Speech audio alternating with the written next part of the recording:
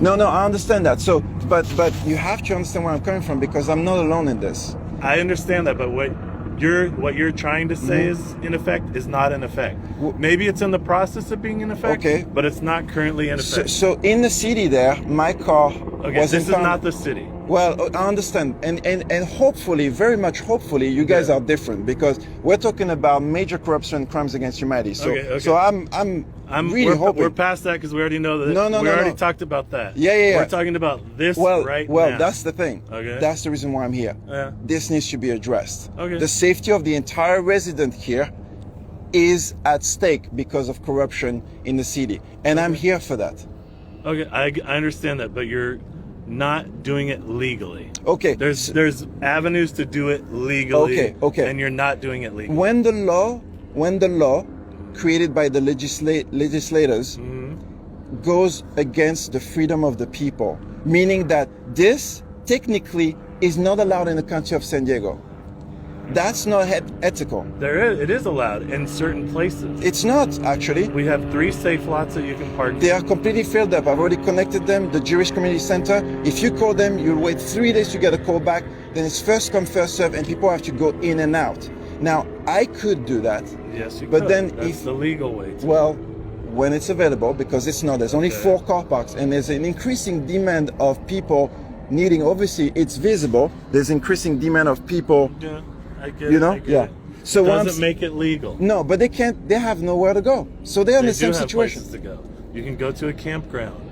You can go to a safe lot. Are booked years in advance. Again, that's not. So you could say it's a not legal reason. Well, yeah, but right. That's what we're here talking legal reasons. So you're here to help. If there is nowhere for people to go, then you have to figure it out. Right. So this is why we're here talking to you. It's because if my head is getting sunburned. We're getting you're illegally parked. Yeah, and you've been asked multiple times to leave. Yeah, I mean, and you haven't done it. Technically, I would be illegally parked almost anywhere between the hours of 2 and 6 or parking closure. So according to you, I would be illegally parked. No, because your vehicle's too big. It's not too big. So that sounds like discrimination. Okay, too big is like too big. I'm like, then you am I too tall? Am I too tall? That up with the court, Do I need to be in a small vehicle? We don't deal with that out here. No, but take that up with the court. I'm just saying. No, you're going off on a tangent. I don't think I am. Yeah, you are. I don't think it I am. Doesn't make sense. You can't discriminate against the vehicle. Well, but let's be realistic. What I'm saying to you is, okay, so I wanna. Okay, let me finish. Yeah. So what's gonna happen is you're either gonna get arrested because you're refusing to leave, or we're gonna take you to have a mental evaluation. Right? It's impressive. Because you're talking kind of like a little bit crazy. That's impressive, okay. And your vehicle's going to be impounded. That's okay. Or you leave the area.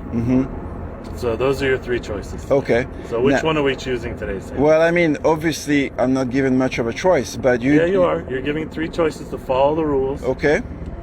The one that we've been hoping for is that you leave the area. Okay. Instead of accumulating all these parking tickets and complaints that we get on you daily. Okay. Because you're not supposed to be in it. Okay. Well, I don't think I have a choice, even though you're saying that you're giving me choices. And therefore, being a smart person, the answer will be, obviously, I cannot stay here. That's the answer that I will give you right now. And I appreciate that. Yeah. And when will you be leaving? I'll be leaving today. You'll be leaving now. That's your only choice. You're leaving now because you've been here for way too long. Okay, and I've been moving, by the way, but... It doesn't matter. You're not supposed to be on the island at all. Okay. You're too big to be on the island. So, just to summarize this, I have signified to you, and I've contacted and left a message for Magna Hernandez, the Chief of Police for the San Diego Harbor. Yes. I have explained what I'm doing here, helping the community. I have explained that I am not in a safe position in the city because I'm exposing the San Diego police corruption, of which you're saying you're different. And now you're telling me you cannot be here, you'll be arrested if you don't leave. So basically, I cannot be in a safe place here. This is not safe for me, is what you're telling me. What would you like me to do for you? To provide a safe space for me on the island. Include? No, not on the island. That's not gonna happen. So I can leave today. This is not a problem for me. Okay. What I would like to that we're clear on is when I'm saying to you that I potentially I am facing threats from the San Diego Police Can you Department. prove that to me? Because I can help you out with that. Yeah, I mean, I have recorded materials, and that's why I contacted the chief of police, because I'm hoping that we can do something together. And where is that recorded material? It's all on the internet. It's all already on the internet.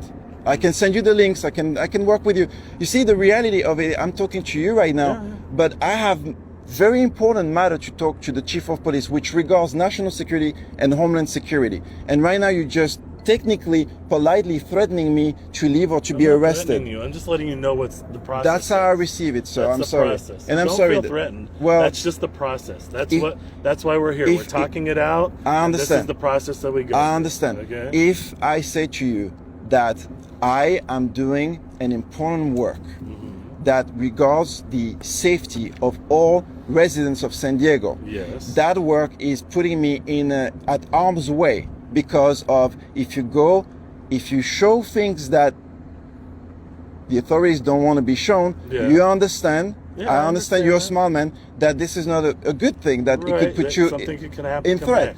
So now you're telling me that I cannot stay here when I say to you that I'm in that situation where I need safe place. So this place here is no safer than anywhere else in the city of San Diego. Well, there's no fence around you. No, there's no barricade. I understand that. There's nothing protecting you. But there's a big difference. That's my point. Is it doesn't make sense to me when you're saying that this is a safe place. This is not a safe place. This parking lot feels is safe open to me right now.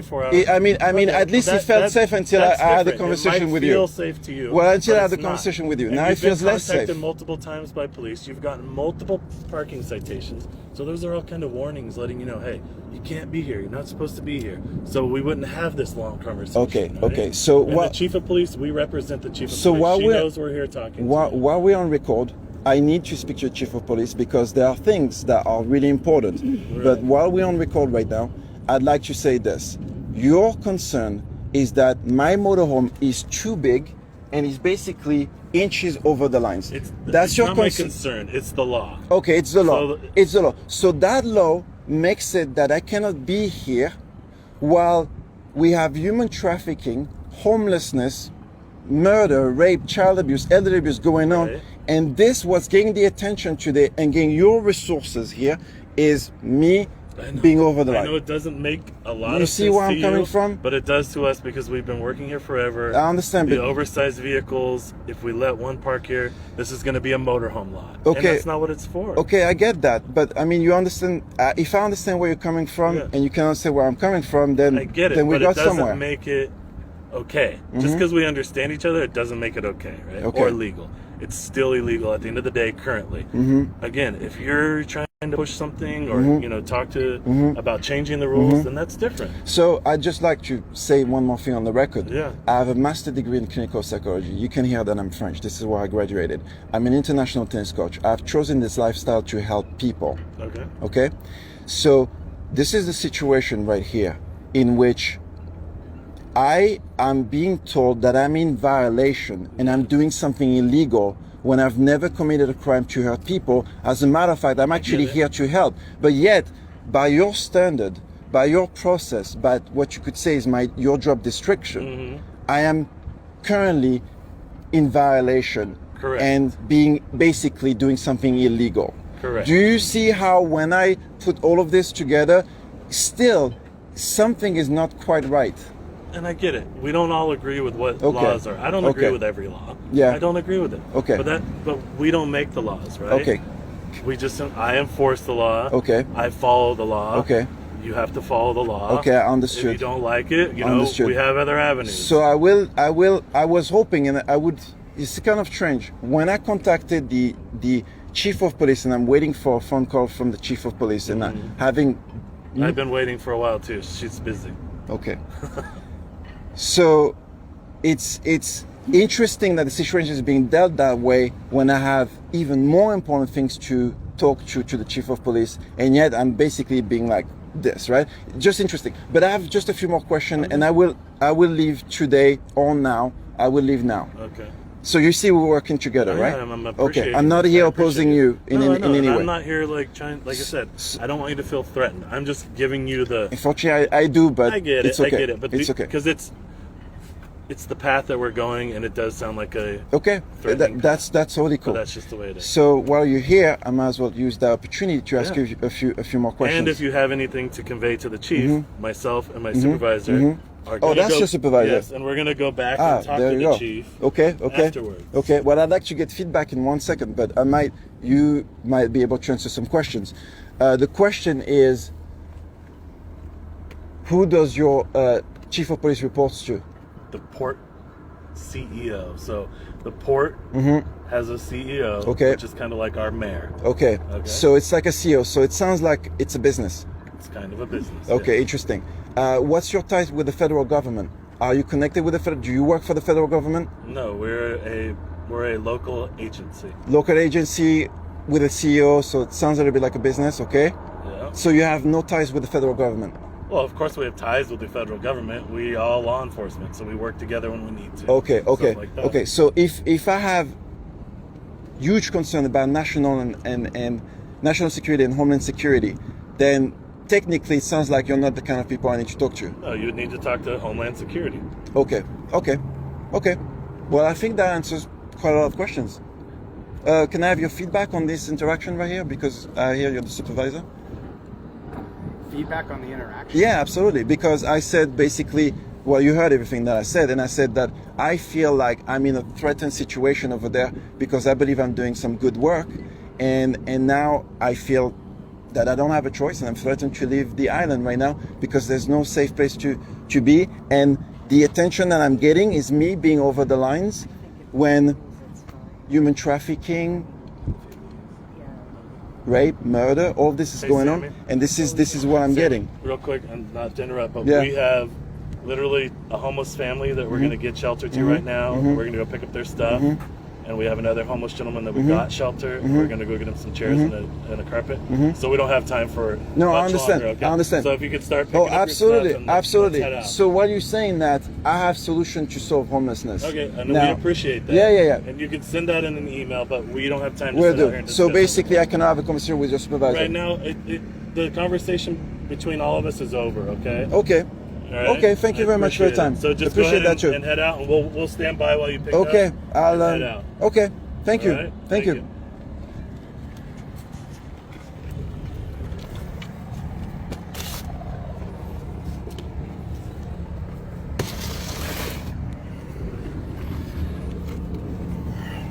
It takes a moment to obviously get those guys just ready to move, yeah, because of the, there's a lot of things that should be organized for that. Just to let you know.